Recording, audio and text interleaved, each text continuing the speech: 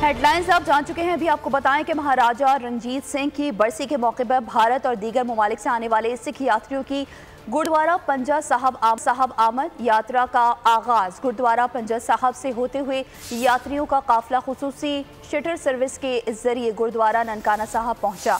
आपको बताएं कि महाराजा रणजीत सिंह की बरसी के मौके पर भारत और दीगर ममालिक से आने वाले सिख यात्रियों की गुरुद्वारा पंजा साहब आमद हुई है। मजीद तफसीलात जानेंगे नुमाइंदा खुसूसी सलमान आवाज से। सलमान, आगाह कीजिएगा।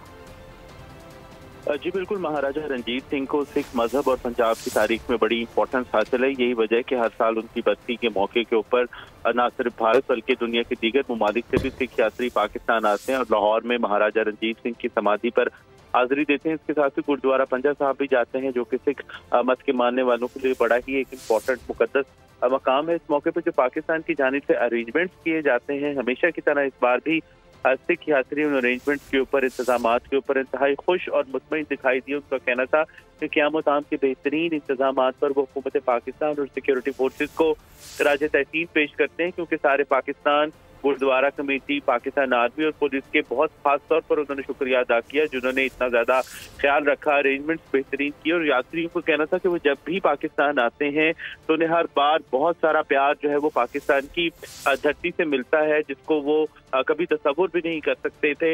न सिर्फ इस्तकबाल बहुत अच्छा किया जाता है, बल्कि जो उनके रहने के इंतजामात हैं वो भी बहुत बेहतरीन और बहुत जबरदस्त किए जाते हैं। गुरुद्वारा पंजा साहब की खास तौर पर उन्होंने तारीफ की कि वहाँ पर जो अरेंजमेंट्स किए जाते हैं, जो अरेंजमेंट्स किए गए हैं वो बहुत ज़बरदस्त हैं, बेहतरीन हैं। इतने अच्छे, बहुत सारे यात्रियों का कहना था कि इतने अच्छे अरेंजमेंट्स हैं और इतना अच्छा इस्तकबाल किया गया, दिल से इस्तकबाल किया गया कि वो अपने अल्फाज के अंदर अपनी फीलिंग्स को बयान नहीं कर सकते। जी ठीक है, सलमान हमारे साथ ही मौजूद रहेगा।